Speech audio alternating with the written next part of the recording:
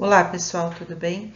Hoje nós vamos começar a trabalhar com a Política Nacional de Recursos Hídricos.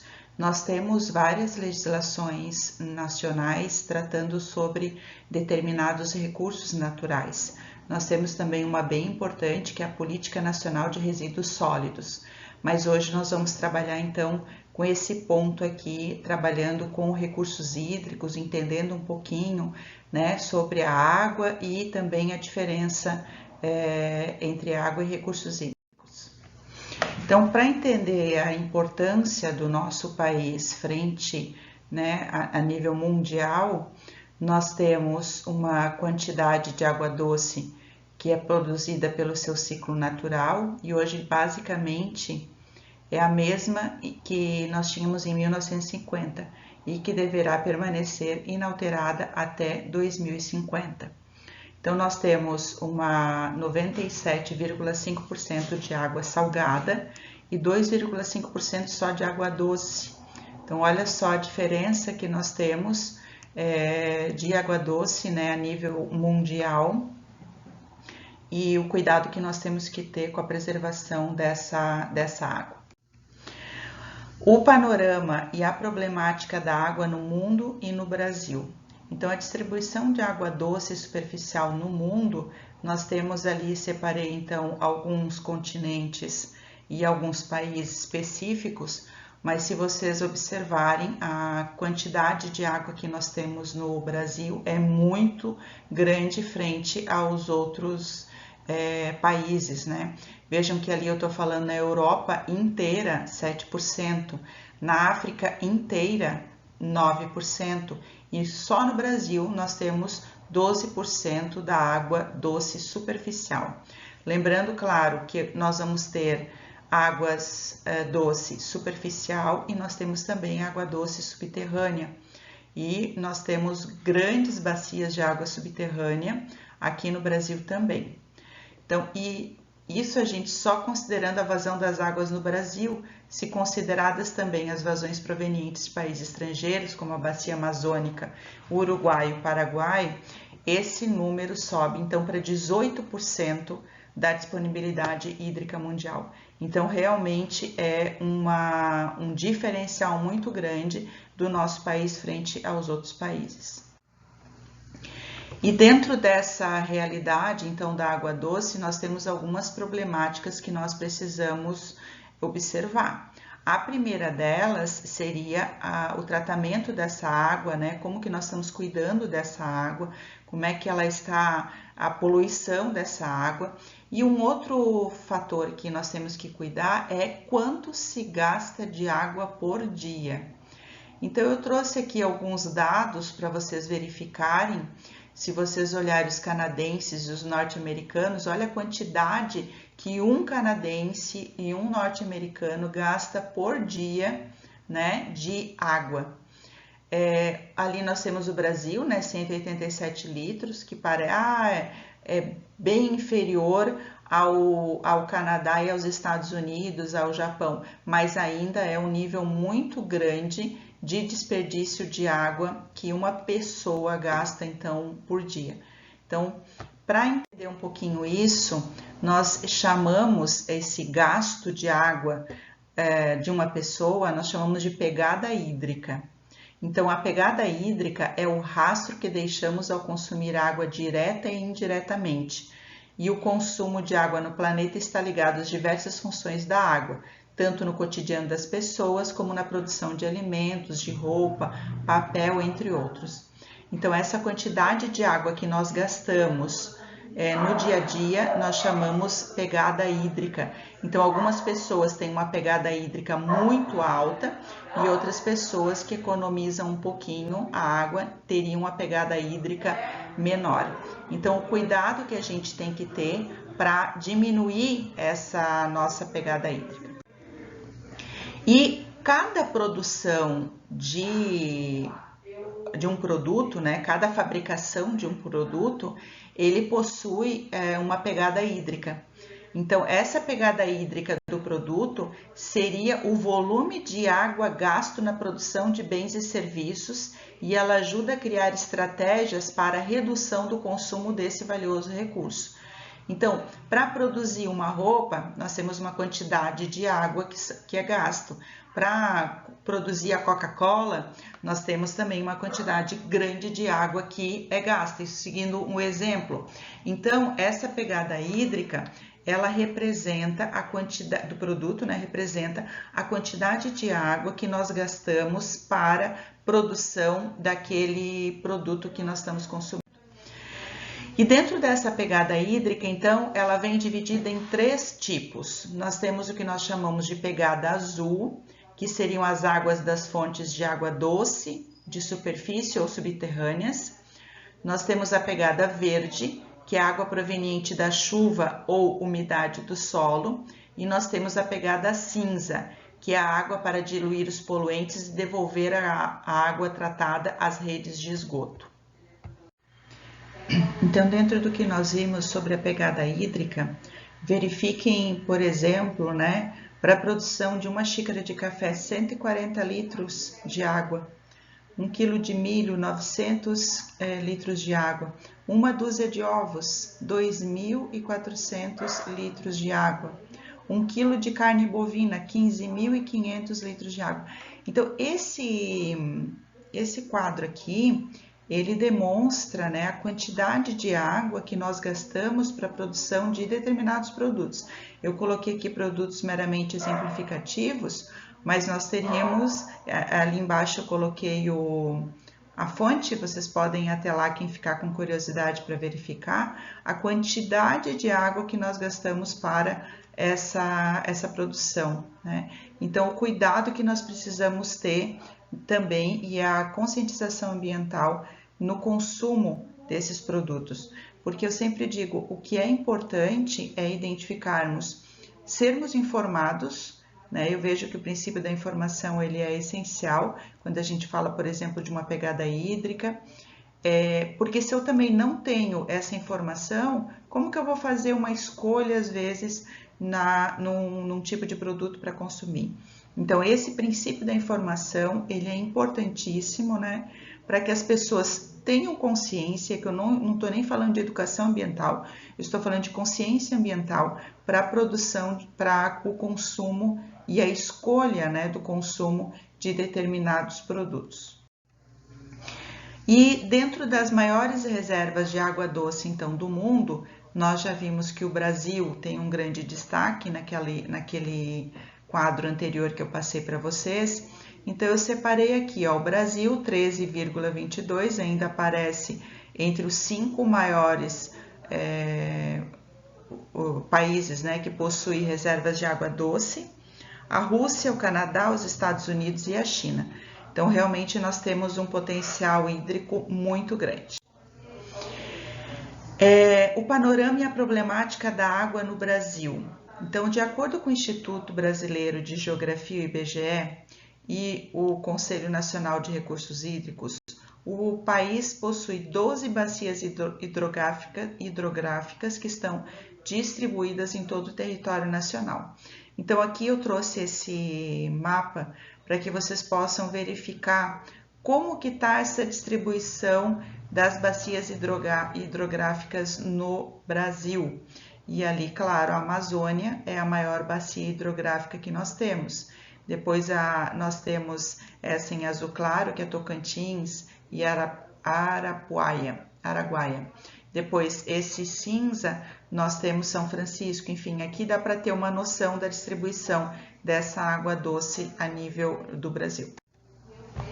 Então, essas bacias hidrográficas que nós temos é a bacia hidrográfica amazônica, a bacia hidrográfica de São Francisco, a bacia hidrográfica do Tocantins, Araguaia, bacia hidrográfica do Paraná e a bacia hidrográfica do Paraíba. Ali, então, trazendo uma explicação do tamanho dessas bacias hidrográficas no Brasil.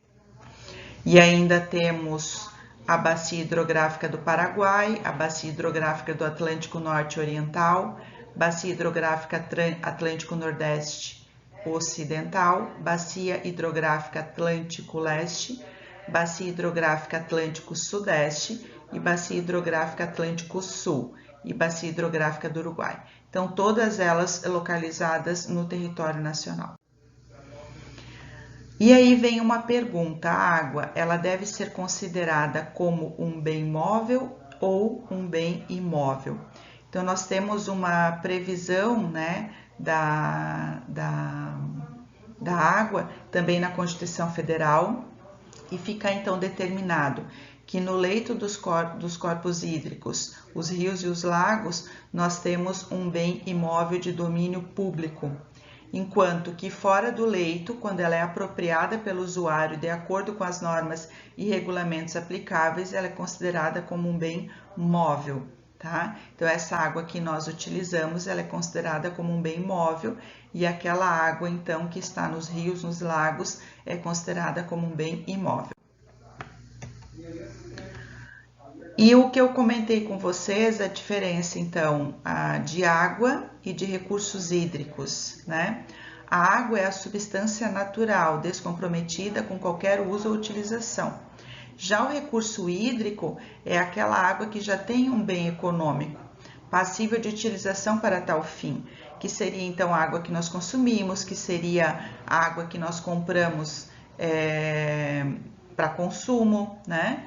Então, isso seria recursos hídricos, porque ela já vem com uma considerada, né, como um bem então econômico. Consideração, então, doutrinária sobre o prisma da lógica e da semântica, mas os textos legais não seguiram essa diferenciação, ou seja, nós encontramos o tratamento de água e de recurso hídrico como sendo sinônimo, mas na verdade aqui a gente vê que a água realmente é o recurso natural por si só, e o recurso hídrico é aquele produto, né, que nós vamos utilizar como um bem econômico. No Código de Águas, eles falam em águas públicas. Na Lei da Política Nacional de Recursos Hídricos, algumas situações ele falam em água e outras situações falam em recursos hídricos. A primeira regulamentação de águas no Brasil foi no Código Civil de 1916. E ele, então, limitava-se a uma regulamentação com base no direito de vizinhança e a utilização das águas como bem essencialmente privado de valor econômico limitado. Depois nós tivemos o Código de Águas, já em 1934, que daí considerou a água como um dos elementos básicos do desenvolvimento, pois a eletricidade é um subproduto essencial para a industrialização do país. Então, aqui ele já começa a pensar na utilização da água com base nas usinas hidrelétricas, e aí ele já traz então a eletricidade dentro dessa importância de produção para o desenvolvimento do país. E em 1981 nós temos a Política Nacional do Meio Ambiente, então nós estamos aqui trazendo uma ordem cronológica, e ela institui o Sistema Nacional do Meio Ambiente, que é o CISNAMA, que é um órgão que é composto, né, por órgãos federais, estaduais e municipais responsáveis pela proteção ambiental. E esse CONAMA, entre outras atribuições, ele possui como responsabilidade estabelecer normas, critérios e padrões relativos ao controle e à manutenção da qualidade do meio ambiente, como vistas ao uso racional dos recursos ambientais, principalmente os recursos hídricos. Então, lá no artigo 8º, inciso 7. E enfatiza a importância das águas ao definir os recursos ambientais, como a atmosfera, águas interiores, superficiais, subterrâneas, enfim, trazendo a água como um importante recurso natural. O CONAMA, então, faz a gestão da qualidade das águas através de padrões de qualidade. E aí nós temos a Resolução 357 de 2005, que fala de águas superficiais doces, salobras e salinas, e a Resolução 396 de 2008, que fala, então, regulamenta as águas subterrâneas. Definem os padrões de qualidade segundo os usos preponderantes que se lhes quer dar. o enquadramento não é feito necessariamente no seu estado atual, mas sim nos níveis de qualidade que deveriam ter garantido os usos a que se pretende destiná-los. Então, dentro das águas superficiais, então, a resolução 357, ela traz águas doces, como que ela é considerada uma água doce quando tem uma salinidade igual ou inferior a 0,5%. Águas salobras, salinidade de 0,5 inferior a 30%, e as águas salinas, águas com salinidade igual ou superior a 30%. Aqui no Brasil é muito tranquilo, porque como nós temos uma quantidade muito grande de água doce, nós não precisamos nos preocupar às vezes com uma dessalinização da água. Mas nós temos, por exemplo, Alicante, que é o nosso parceiro lá do mestrado e doutorado lá na Espanha, eles não têm água. E Alicante é uma cidade que é muito perto ali do deserto Saara e acaba sofrendo com as características de clima desse deserto. Então chove muito pouco, tanto que é uma cidade que faz calor um grande período do ano. Ela não chega a atingir aquelas baixas temperaturas do inverno como acontece em outros lugares da Europa. Então essas águas lá utilizadas, elas são muito águas salgadas dessalinizadas. Então, por exemplo, nós temos na Universidade de Alicante uma usina de dessalinização da água. Toda a água que é utilizada dentro da Universidade de Alicante, ela vem decorrente dessa usina. Olha que interessante. Então, quase que 80% da água que é utilizada na Espanha como um todo, elas são águas dessalinizadas, porque eles não têm uma quantidade de água doce, né, para poder utilizar, diferente do que nós temos aqui no Brasil, tá? E as águas subterrâneas também são de suma importância. Nós precisamos valorizar essas águas subterrâneas, mas tem que ter um cuidado, porque para a utilização dessas águas subterrâneas nós precisamos pedir uma outorga, né, para utilizar, para fazer o famoso poço artesiano. E essas águas subterrâneas, ela é dividida em 6 classes, uma classe especial e mais 5 numeradas sequencialmente. Os padrões de qualidade não se aplicam à classe especial, deverão ser estabelecidos com base nos valores máximos permitidos. Para cada uso preponderante, corresponde ao limite máximo de um dado parâmetro específico para cada uso de água subterrânea. O enquadramento dos corpos de água superficiais ou subterrâneos dar-se-á de acordo com as normas de procedimento definidos, então, pelo Conselho Nacional de Recursos Hídricos e pelo Conselhos Estaduais de Recursos Hídricos. Então, o artigo 38 dessa resolução e o artigo 28 fazem esse tratamento, então, dessas águas superficiais. Na Constituição Federal, então, de 1988, nós também temos algo regulamentado sobre águas.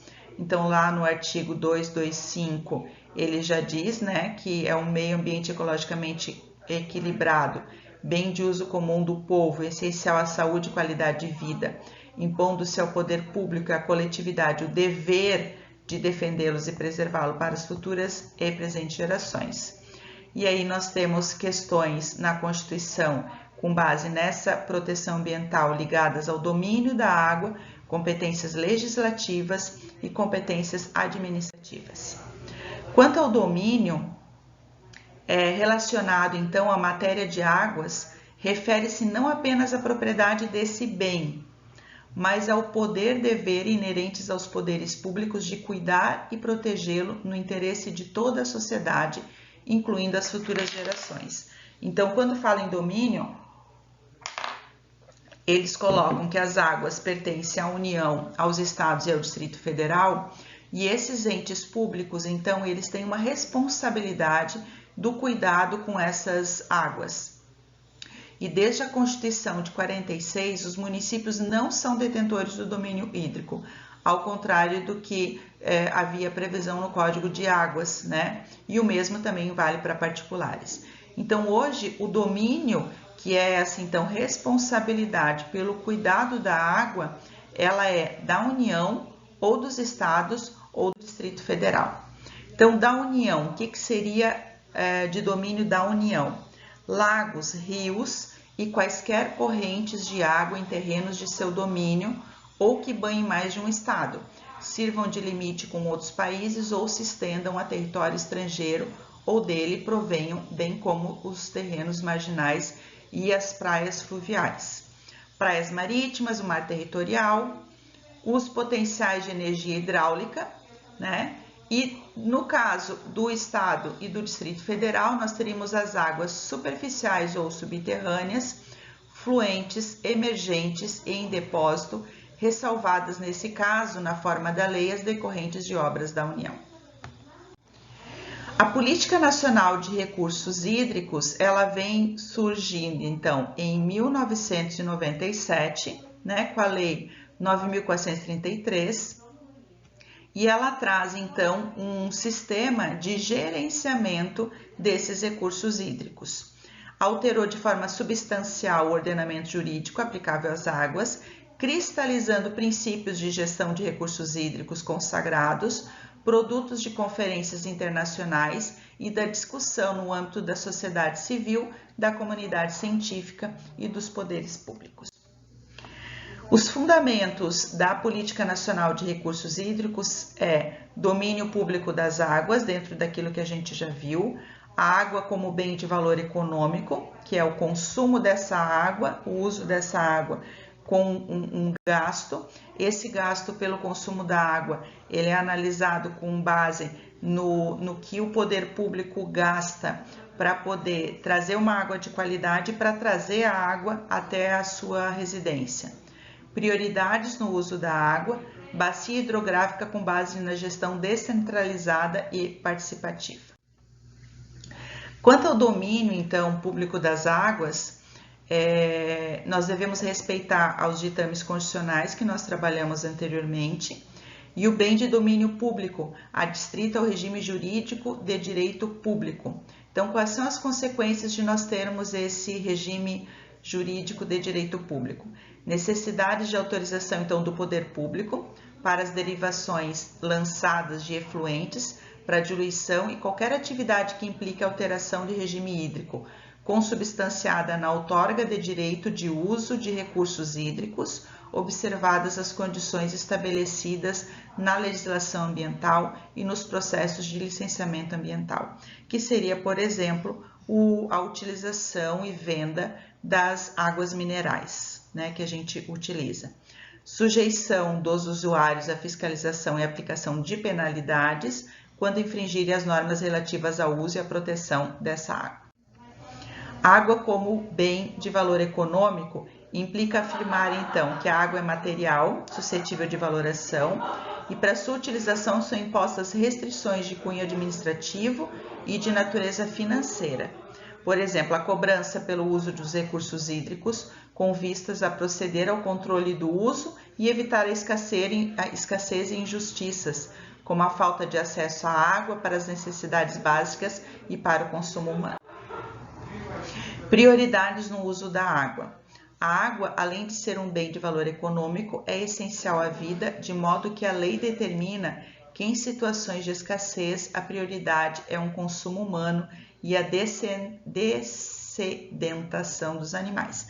Então, essa água, ela tem que ter um cuidado para o uso do ser humano e dos animais. Então, ela é considerada, tem até uma obra de uma professora lá do nosso curso, que é a professora Natami, que ela trabalha a água como direito fundamental. Então, isso já é bem tranquilo, né? Trazer a água como um direito fundamental. E em tempos normais, a gestão das águas deve proporcionar o uso múltiplo, considerando-se sempre que o recurso é limitado. Os objetivos, então, da Política Nacional de Resíduos Hídricos, Recursos Hídricos, ela está no artigo 2º da lei. Assegurar a atual e as futuras gerações a necessária disponibilidade de água em padrões de qualidade adequados aos respectivos usos. a utilização racional integrada dos recursos hídricos, incluindo o transporte aquaviário, com vistas ao desenvolvimento sustentável. Veja que aqui ele já traz a nomenclatura desenvolvimento sustentável dentro daqueles critérios que a gente trabalhou na aula passada. A preservação e a defesa contra eventos hidrológicos, críticos de origem natural ou decorrentes do uso inadequado dos recursos naturais. Eu deixei ali para vocês um videozinho no YouTube que ele traz o caminho das águas. A gente vai entender então como que ela surge, como que ela é tratada, qual é o encaminhamento dessa água, tá? E aí nós vimos a importância que nós temos que dar a esse recurso natural, que em alguns países é tão escasso, e aqui no país, embora não seja escasso, ele é tão mal cuidado, e nós temos uma quantidade enorme de águas e de rios poluídos, e que nós não conseguimos mais fazer essa utilização desse recurso. E considerando então a água como um direito fundamental, né, da pessoa humana, dentro então alguns autores trazem uma garantia dentro do princípio da dignidade da pessoa humana, tá? Então mais ou menos isso seria o que eu queria trabalhar hoje com vocês, uma ideia bem geral sobre a Política Nacional de Resíduos Hídricos, para a gente entender um pouquinho e contextualizar a importância da água no mundo e no nosso país, tá? É uma forma da gente poder, então, entender um pouquinho da importância que nós devemos dar para esse recurso. Um grande abraço a todos, tá? Hoje.